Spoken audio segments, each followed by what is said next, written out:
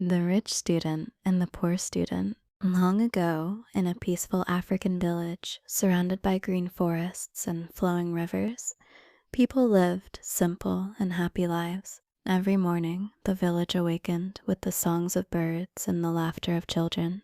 The villagers worked hard to provide for their families, and they believed that education was the key to a better future. Among the many children in the village were two boys whose lives were very different.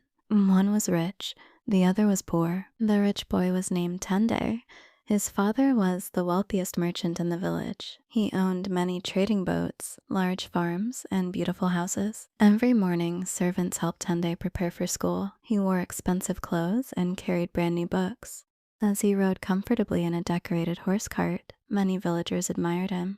Because of his family's wealth, Tunde believed he was better than everyone else. The poor boy was named Kofi. He lived with his widowed mother in a small mud house at the edge of the village. Life was difficult. Before school, each day, Kofi helped his mother gather firewood and fetch water. Though they had little money, his mother always encouraged him. "Mother, my son, we may be poor today, but knowledge can open doors that money cannot." Kofi nodded and carried her words in his heart. Each morning, Tunde rode to school in comfort.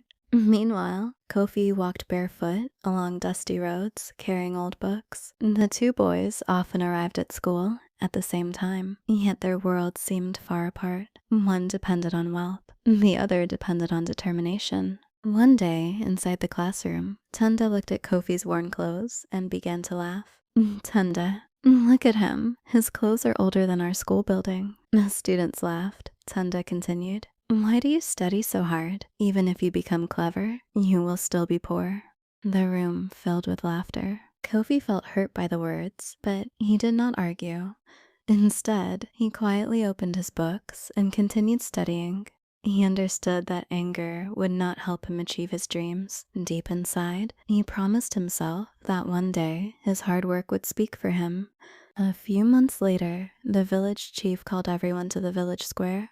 Men, women, and children gathered beneath a giant tree. The chief stood proudly before them. "Chief, my people, the kingdom is offering a scholarship competition." The crowd gasped. "Chief, the student who earns the highest score will study in the capital city at the King's Academy." Excitement spread through the crowd.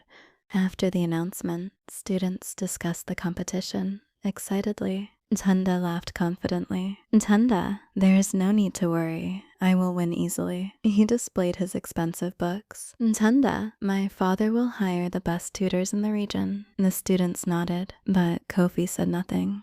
Instead, he prepared himself for hard work. Night after night, while the village slept, Kofi remained awake. Under the dim light of a small oil lamp, he studied every subject he could find. His eyes grew tired, his hands became sore, yet he refused to give up. His mother often watched proudly. "Mother, hard work never goes to waste." At last, the day of the examination arrived.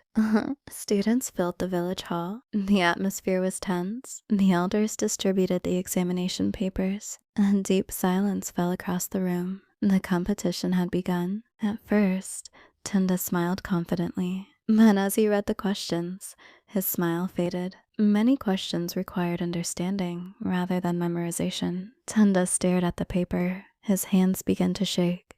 Sweat formed on his forehead. For the first time, he realized that wealth could not answer questions for him. Several weeks later, the entire village gathered for the announcement. Everyone waited anxiously. The official unfolded a piece of paper and began reading. "Official, the winner of the scholarship competition is..." The crowd held its breath.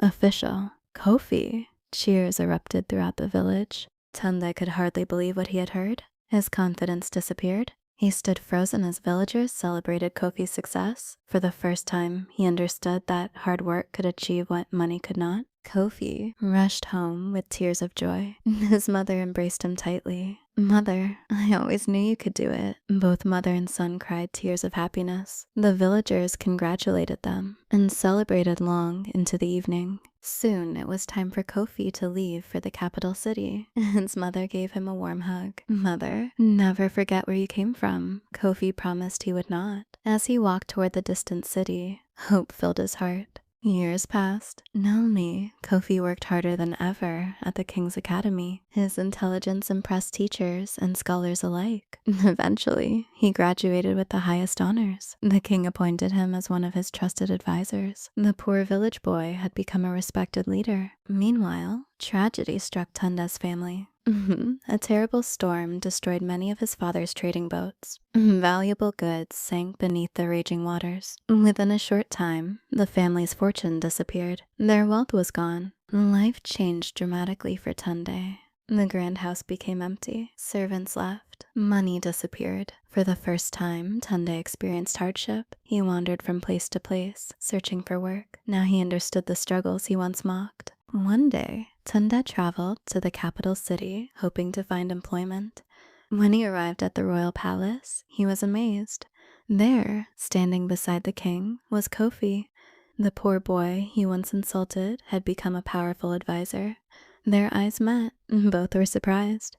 Tunde lowered his head. "Tunde, Kofi, I treated you badly when we were children." He sighed deeply. "Tunde, I was proud and foolish. Please forgive me." The palace became silent. Everyone waited for Kofi's response. Kofi smiled kindly.